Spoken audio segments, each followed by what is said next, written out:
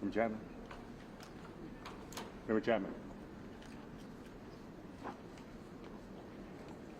Can't talk. Member Chapman, stay within that border there.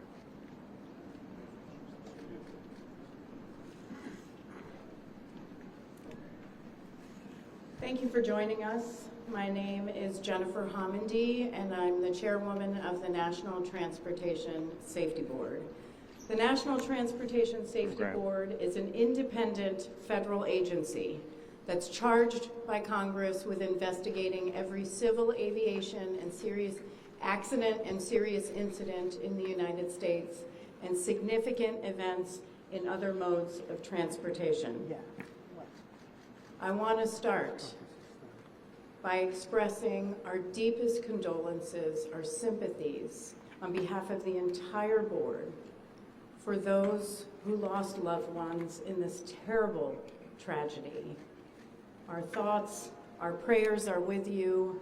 Entire communities were affected, and we are thinking of you.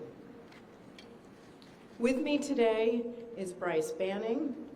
Bryce is a senior aircraft accident investigator with the National Transportation Safety Board. He's also going to serve as our investigator in charge of this investigation. Also with me today is the entire board. We have Todd Inman, Member Todd Inman. Todd is going to serve as the board member on scene, the spokesperson for this investigation. All of the board members will be here. We have Vice Chairman Alvin Brown, Member Mike Graham, who lived in Wichita for 20 years, and we also have Member Tom Chapman. The NTSB's headquarters is just a mile from here. And so we are all here because this is an all-hands on-deck event.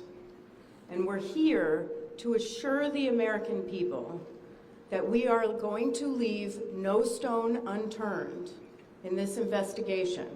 We are going to conduct a thorough investigation of this entire tragedy, looking at the facts. Now, with that, I want to level set. When we go to the scene, and we were here last night, we allow the responders to do their important safety mission, which in this case was search and rescue and recovery. We stand back to allow them to do their important safety mission. And so this, for us, is our first full day on scene with our entire crew coming together. We have about nearly 50 people on scene, and in addition to our resources back at headquarters in our labs and throughout the agency. So with that said, we are not going to get into specific facts in this press conference. I want to level set here. We're going to get into our investigative process. As we are able to confirm factual information, we will provide that. I do want to say this is a whole of government effort. I was able to brief, along with others, the President of the United States and the Vice President this afternoon. I want to thank them for their leadership, for their tremendous support of the NTSB, for our investigators, and for the responders that are on scene doing an important mission. I also want to thank Secretary Sean Duffy, who I was communicating with early on after we first got word of this tragedy. We've been working together throughout the day, along with his team at the DOT and within FAA. I also want to thank Secretary Pete Hegseth, who was also integral in working with us today. Chris Rocheleau, the acting administrator of the Federal Aviation Administration. We've heard from many members of Congress on both sides of the aisle, and so I will say this is a tremendous, one more time, whole of government effort. I also want to take a moment and thank the many, many responders that have been on scene. It has been an incredible effort, And I will have a full list that I will provide, that we will provide tomorrow, but I do want to thank them for all their work. With that, I'm going to turn it over to Member Inman for additional remarks.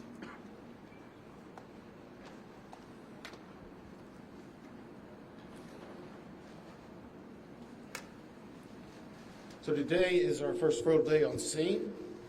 Our investigative team will be on scene as long as it takes in order to obtain all of the perishable evidence and all the fact-finding that is needed to bring us to a conclusion of probable cause.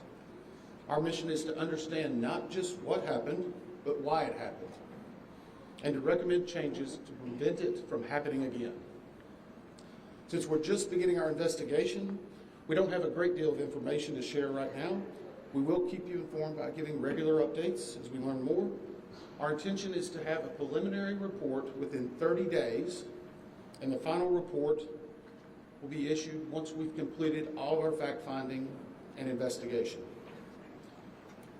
Now, we will not be determining the probable cause of the accident while we are here on scene, nor will we speculate about what may have caused this accident. Today, we will be going and having an organizational meeting and establishing our parties to our investigation. We currently have the following parties that are already identified: PSA Airlines, GE Aerospace, Sikorsky, FAA, NACTA, which represents the air traffic controllers, ALPA, which represents the pilots, Army, AFA, which represents the flight attendants. The Transportation Safety Board of Canada will be an accredited representative under Annex 13 of ICAO. They will be supplemented by MHIRG as a technical advisor. They were previously known as Bombardier. The NTSB offers this party status to those companies, government agencies, and associations that have employees, activities, or equipment involved in the accident. We offer that because they will provide technical expertise and relevant information supporting the development of the best possible factual record. Once they join this investigation, they are not permitted to release documents or talk publicly about the investigation without the consent of the NTSB. So I want to stress this: it is only the NTSB that will provide information related to this investigation, with one exception. Regarding the fatalities that occurred, that notification will be handled by the DC medical examiner. We will not be discussing fatalities or names. That will be handled by them as the proper authority. So we want to talk a little bit about our process. We will analyze the facts and determine the probable cause of the accident, and then issue a report of those determinations. I also want to talk a little bit about some additional people that are here with us, and they're very important to us, and that is our family assistance group. Later today, we will be briefing the families. We normally try to do this before a media event, but in this case, they're still arriving. Our family assistance specialists are already working closely with local officials and others to help assist them in their efforts to support everyone that's affected by this accident. And let me just reiterate what the chair said. A loss of life in an aviation accident is very unusual in the United States, and our heartfelt sorrow goes out to everyone that's affected. It affects us, it affects everyone around us. There are a lot of people hurting today. We will help find out what happened. We will do it factually, and we will do it accurately. As part of this, we're going to be standing up some specific working groups.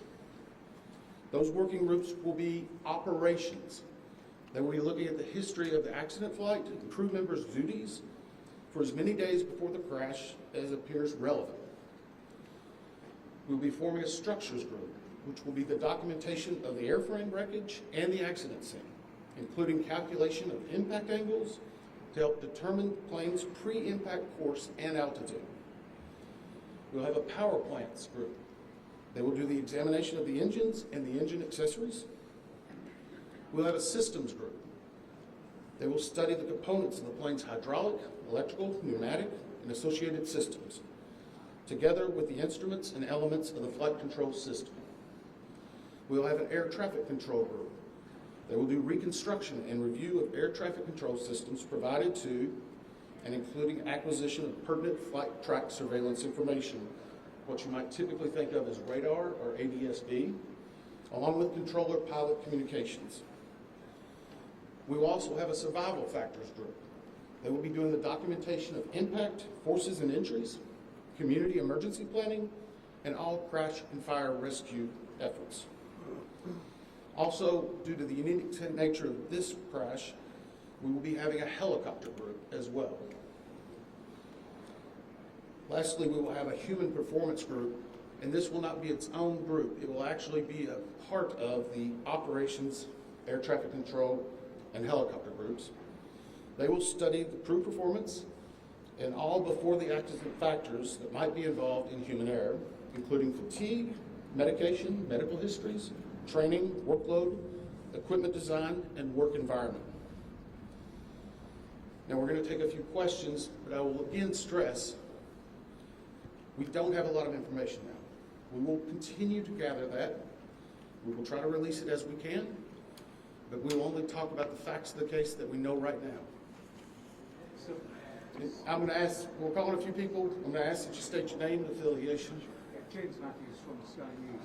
So we've heard from President Trump today talking about DEI hiring policies within the FAA and associating that with the cause of this accident. What do you say to that? Well, unfortunately, I didn't hear the remarks. I was briefing House and Senate members, but I believe Chair, would you like to take that? As part of any investigation, we look at the human, the machine, and the environment. So we will look at all the humans that were involved in this accident. Again, we will look at the aircraft, we will look at the helicopter, we will look at the environment in which they were operating in. That is standard in any part of our investigation. I'll turn it back. Chair, can I ask you, has the flight data recorder been recovered yet? And what is the difficulty in a water disaster like this, which presents a very difficult environment for your investigators and the people out of the water? Well, the question was on the flight data recorders. And we have not recovered the flight data recorders yet. We know they're there. They are underwater. This is not unusual for the NTSB. We have many times recovered flight data recorders in water. We have our lab right here that is about a mile from the NTSB, so it's not unusual. And once we get those, we'll be able to get those read and information from them to be able to provide further information to you. I'm going to turn it back over to Member Inman. Rather Henry with CBS News. Earlier today, Defense Secretary Pete Hegseth said a mistake was made last night.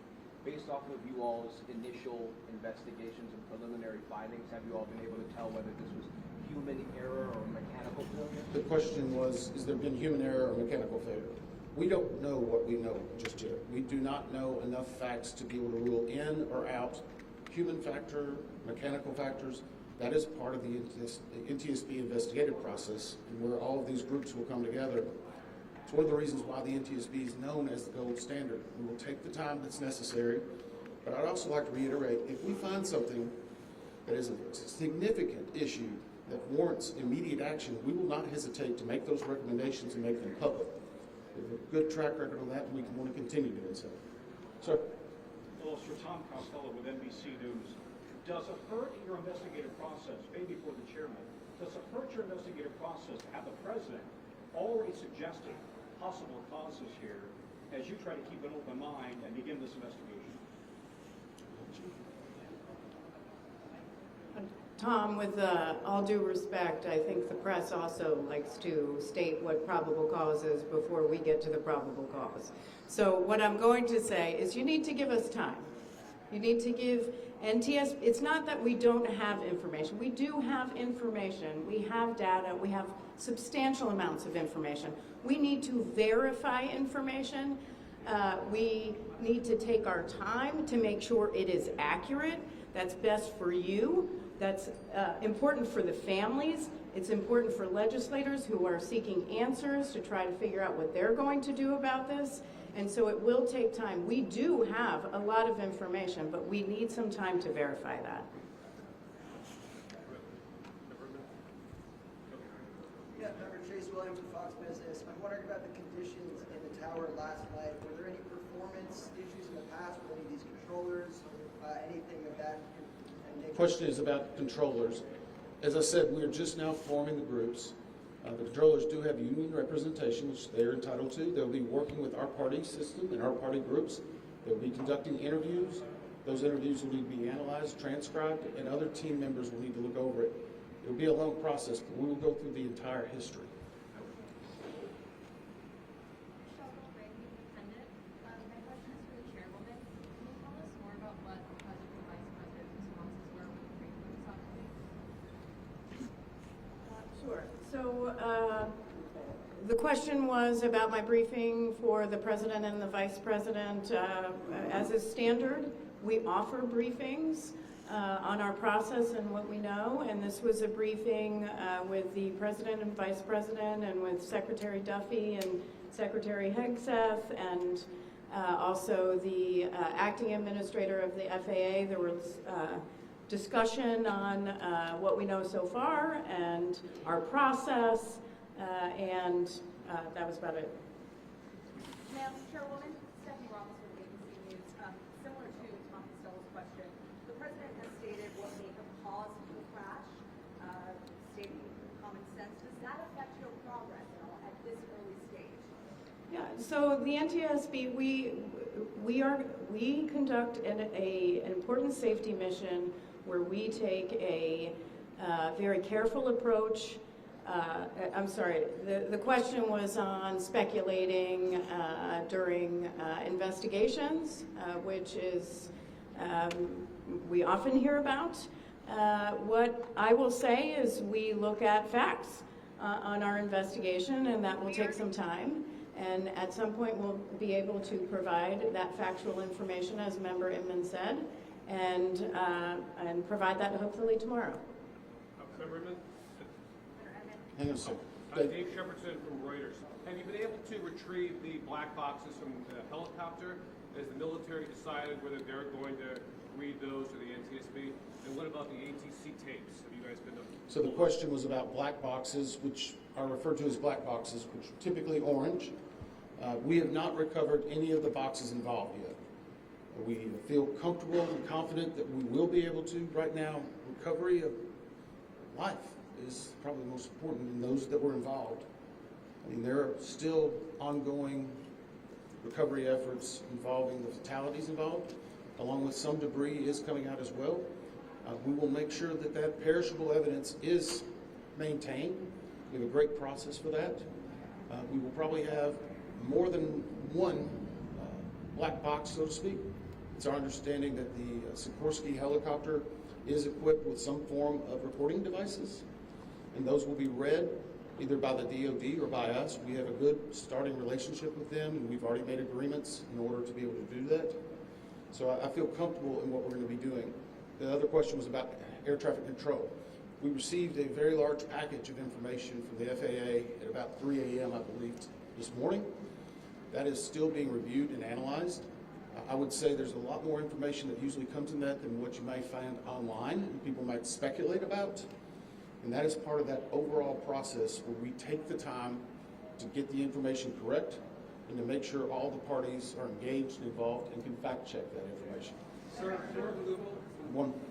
Keith Cohen from CNN. Can you tell me if the NTSB has reviewed this FAA internal report that has been cited by the New York Times indicating that the controller that was on duty at the time of the crash was doing a job that's usually done by two people? We have not reviewed any specific reports about the controllers at this time, at least from the leadership team. Our investigators are continuing to pull all that information. Their personnel records, their files, where they were at, whether they were fatigued, all that information will be part of that investigative process. But right now, we can't speculate on anything that may have been reported in the media until we get the opportunity to validate and understand how it impacts the investigation. We're going to take just a few more questions. Sir? Yes, Orange Khan on Beaver Magazine.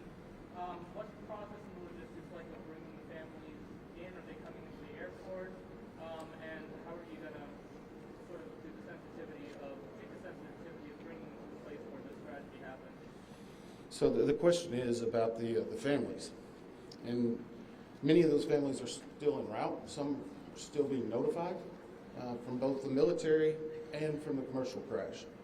There is a family assistance facility that's being stood up by American and PSA Airlines in Bethesda, Maryland. They've already been working on that, standing it up. Our team from our disaster assistance team has also been coordinating with them.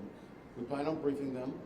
It is customary that at some point, if the families wish to go to part of the accident site, that we would arrange such a thing, but it will only be when we know that it's safe, we have the correct perishable evidence, and we can do it in the proper modesty that should be for those family members.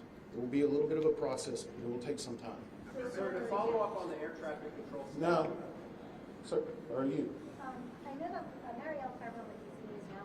We heard from some witnesses that they saw people were able to come down the slides of the plane. Has there been any indication that people made it off the plane for the other? Well, again, we will not speak to the fatalities. The DC medical examiner will, but I think the DC fire chief this morning very succinctly said correctly that we believe there are no survivors.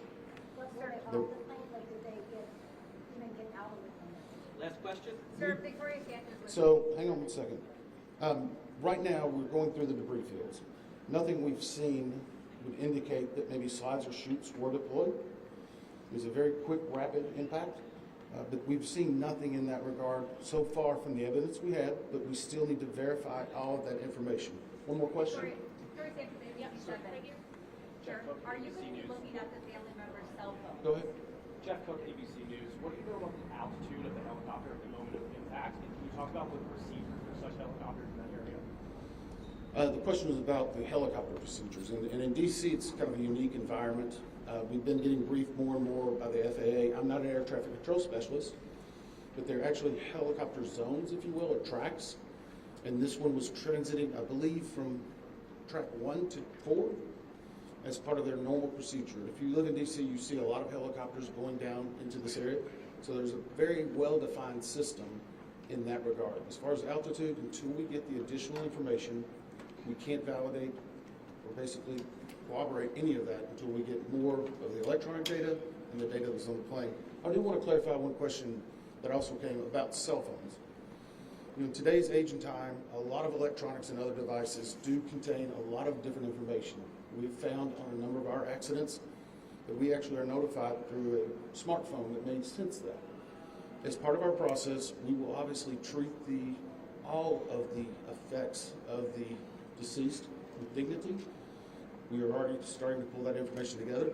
If we feel that it's necessary to find or pull some of that information, we will work with the families and make sure we do it in a manner that's respectful for them and their privacy. But right now, we don't have any plans specifically on that amount, on that area until we need to.